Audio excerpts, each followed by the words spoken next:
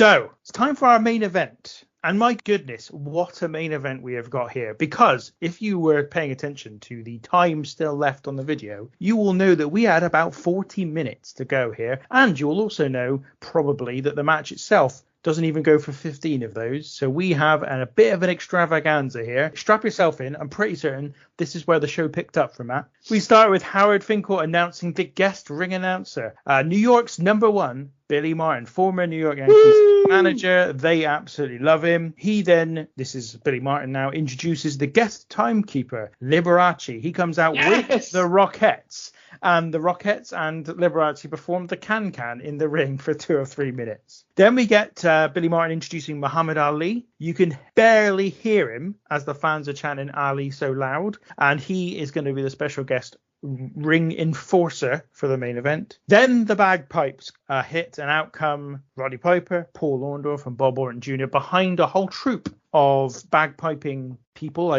There's a band of bagpipers with drums and flutes and all kinds of stuff. It's a flagon of bagpipers. I think a flagon. Yeah, it's the collective name. Not a Dudley of bagpipers. No. Then we get Real American dubbed over Hogan and Mr. T's entrance, which was originally Eye of the Tiger, with Jimmy Snuka accompanying them. So a whole bunch of stuff here. It lasts about 10-15 minutes. People coming down to the ring, being introduced. Fans just going mad for lots of people, to be honest. Any thoughts on this bit, all the pre-match stuff? Liberace was having the time of his life. That's the worst thing. I've never seen a celebrity look so happy. And that was nice, to be fair, because you get all these celebrities, or they'll show them at shows, or, they'll show them in the crowd taking their kid, and it's like they're clearly there just to take their child. They don't want to be there. But he genuinely looked happy. I thought, okay, I'll go with that. That's what all the celebrities were there for. That was the idea, was to make it seem like a big deal. Look at all these celebs we've got. They've come to our show. It's a big deal. They served their purpose. We move on.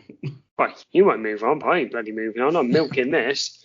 So we got Billy Martin with one of the great pops. I looked him up. He's a hero in New York, an absolute hero. Well, for Yankees fans. Liberace comes down. So this is approximately 4 months before he's diagnosed HIV positive, and just under 2 years before he passes away from AIDS. So the energy that he is able to put into this performance is quite astonishing, given how rapidly his health would decline. To Matt's point, he is having the time of his life.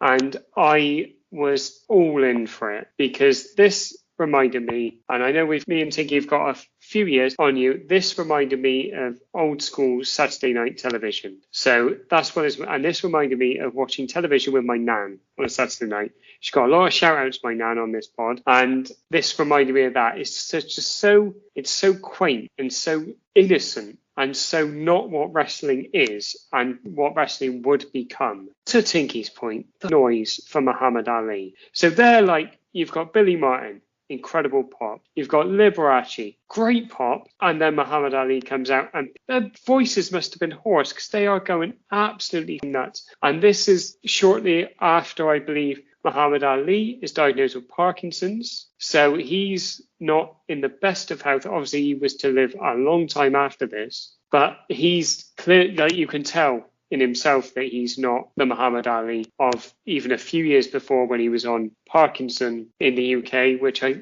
was reading only got something like 17.5 million viewers at the time. And then the bagpipes come out, and the biggest thing about this bagpipe thing is how impressive it is that they all fit down that walkway, because it's tiny and there's a lot of people there and there's no space around the ring. So they come out, the crowd are booing, they're doing everything, and it's lovely. And then Hogan comes out, and like Tiki said, the music's piped. So I was like, I need to find the original. So I looked at the original on Daily Motion. The noise is unreal. So when the ding, ding, ding, ding, ding, ding, ding, and then as that is kicking in, you get the famous shot that they wheel out every WrestleMania of Hogan and Mr. T walking and Hogan doing the little cross thing. He does it a couple of times just for good luck. And then when they walk out, the noise, they must be about 3 yards outside of the entranceway, where poor old Alfred Hayes, he's not there anymore. The noise is something else. It's incredible. And it's just like, this is, like I said at the start, this is a one-match card, and this is what everyone is there for. It's something to behold, the noise that is going on, because as Tinky said, this goes on for about 10 minutes, and the crowd are just at fever pitch through the whole period. Wonderful. I enjoyed this a lot. Again, this is not on the DVD from the Tag Classics, which I assume means it's not on the VHS. I mean, this is when they kind of slimmed the VHSs down to less than 2 hours, and this would have been seen as unnecessary. I'm sure Matt would have made the same decision had he been involved in the editing of that VHS. But for me, it's cracking, this stuff.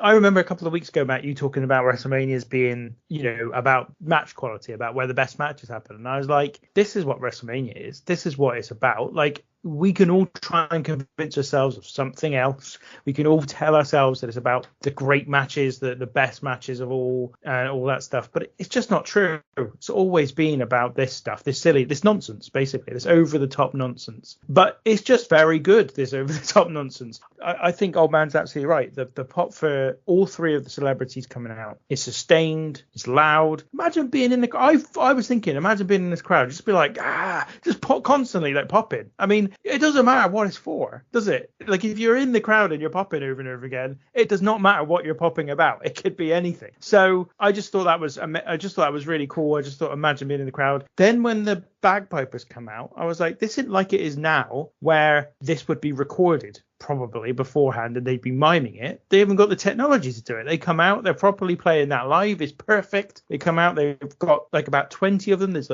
10 bagpipers and the drummers and the flautists, I think is what you call someone who plays a flute. I'm not certain, but I think that's what they're called. And yeah, it's just really good. And the heat on them is great. The excitement for Hogan and Mr. T is fantastic as well. This is star-studded. Like, not only have you got Liberace, Muhammad Ali, Mr. T, and Billy Martin, but you've also got Jimmy Snuka at ringside. You've got Piper and Hogan, two of the biggest wrestlers of the time. Patterson is a special guest referee. He would have been a big star in WWF 3-4 years before this time and had been a commentator as well on one of their kind of weekly shows. So he was a big kind of star within certainly the New York area at the time. It's just a really big, full of people, full of big stars. And I really did enjoy this stuff. And as I said, I hadn't seen it before because it's not on the previous version that I'd seen that had been edited all this stuff out. I also think like this kind of encapsulates everything that wrestling can't be now.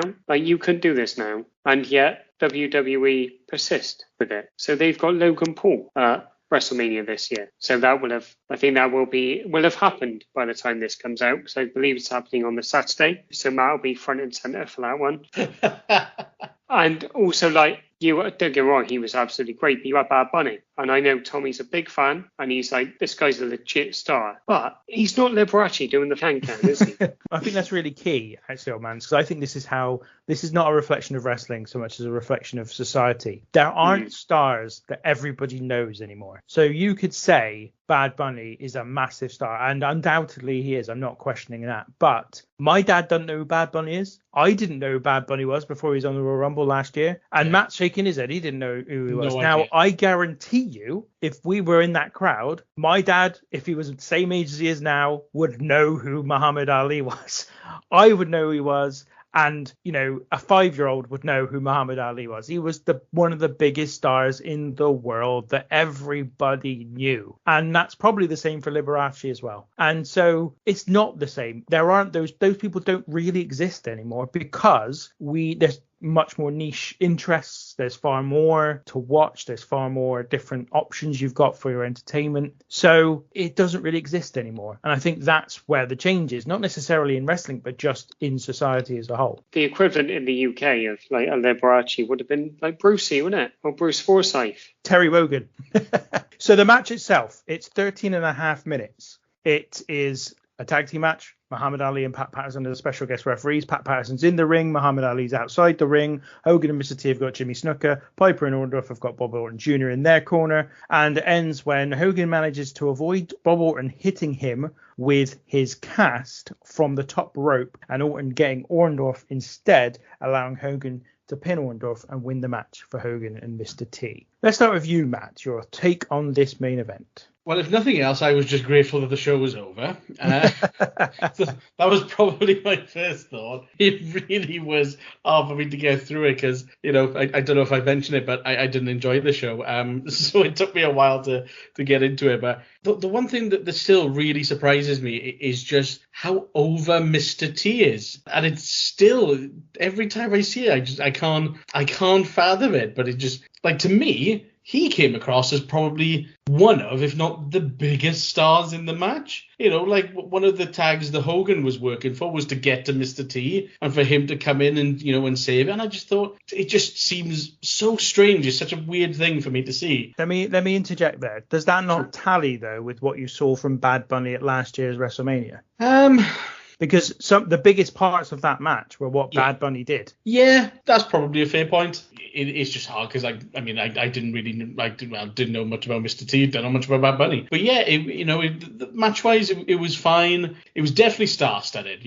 Can definitely say that. Had all the elements there, all the people, all the guys that people wanted to see. It was for the crowd in the arena. They loved it. It was exactly what that building needed and wanted, which is exactly what it was designed for. I'm sure it got all the headlines and everything afterwards. So do you know what? It ticked every box. Was it a 5-star classic? Absolutely not. But do you know what? Again, as we've talked about at length on the show, that's not what the objective was. They achieved what they set out to do. Wasn't for me, to the point of the second that the pinfall went, I turned the thing off. But yeah, it was okay. It was fine. You turned it off. There's a good 9-10 minutes after the main event. Yeah, I honestly I couldn't do any more. That's not the professionalism we expect on this show, Matt. It's not good enough.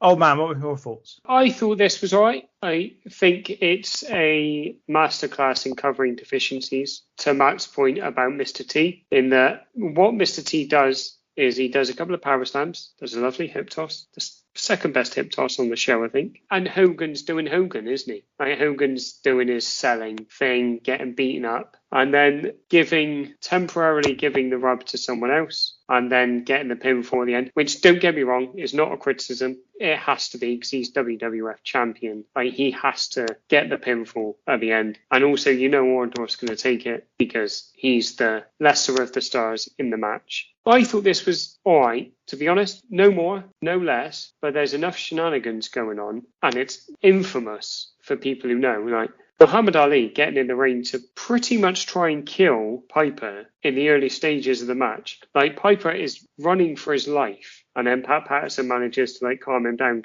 It's obviously planned because I knew when it happened because I've seen the clip numerous times. But Pat Patterson is kind of trying to usher Muhammad Ali into the ring. And I don't know whether Piper says something to try and rile him up, but he's trying to go for him, and luckily he gets out of the way. And then it all seems to settle down, and then it kind of becomes Muhammad Ali chasing after people rather than trying to absolutely batter them. But in terms of a match, this is to Matt's point, he's finally got the spirit of things. This is exactly what it needed to be. This is a big old schmoz with the involvement of Muhammad Ali, with the faces going over, with, I think, probably the most handshakes I've ever seen in any situation in life at the end of the match. Everyone's getting a handshake. I'm surprised I didn't get one because they're shaking hands with the referees, the celebrities, a couple of the fans get a handshake. But yeah, this is all right, isn't it? This is the perfect end to the show. Regardless of what the match is, it's the perfect end. I think this is good. I think it is actually good. This is my match of the night. We covered last week Bret Hart versus Vince McMahon at WrestleMania 26, okay? This is what that match should have been. Mm-hmm. It should have been every distraction you could possibly get under the sun to not expose the fact that one of the people in the match can't do anything.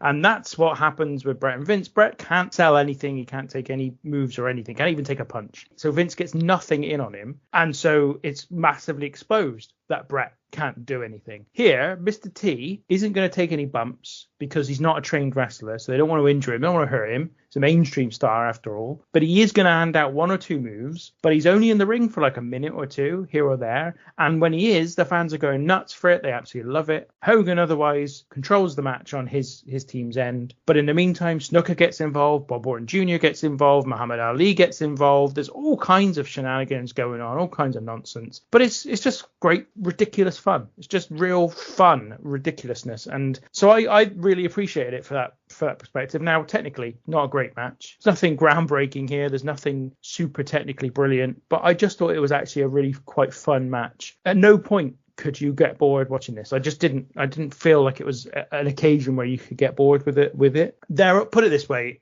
you're right, the match does exactly what it was supposed to do, but it also for me did as much as it possibly could do with what they had and who was involved, and I did enjoy it quite a lot. And I have felt that before about this match as well. It's not a match I was surprised to enjoy. I thought I was going to enjoy it, and I did. So after the match, Roddy Piper hits Pat Patterson, and then Roddy Piper and Orton walk out, leaving Paul Orndorff in the ring on his own with the baby faces. When Orndorff comes around, the baby faces try to calm him down because he's sort of surprised and trying to go after everyone. But then he walks away angrily while the faces celebrate, and that sets up future storylines between Paul Orndorff turning babyface and him against Roddy Piper. Then backstage, Oakland's with Hogan, Jimmy Snuka, and Mr. T. Mr. T says it was very hard, but he trained very hard, and Hogan says he knows what was inside Mr. T. He knew what was inside Mr. T.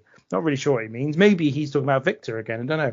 Snuka then says it was a great pleasure to be in the corner of Hogan and Mr. T. We then get a bit of Jesse Ventura and Gorilla Monsoon at ringside talking, and then the end credits, which, as you've already commented, Old Man was dubbed over, but originally had Axel F as the sort of music that was played here. Don't know if either of you want. I know, Matt, you probably didn't see any of that happen, but I don't know if there was any comments, Old Man, that you had about any of the aftermatch stuff. So I liked, well, when we covered Saturday Night's Main Event 1, I think it is, Paul Orndorff, this is after this event, he's in the tiny shorts.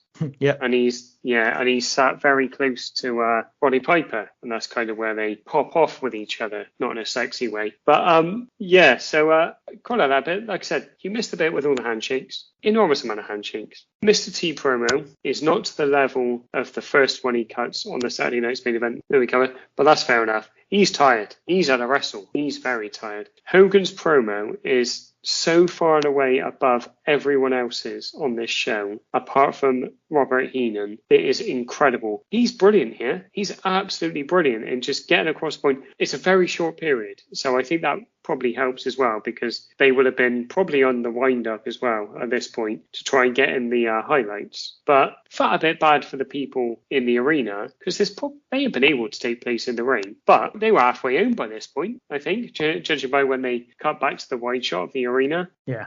Traffic. Absolutely. That is exactly why they were all out. They're getting out of there early.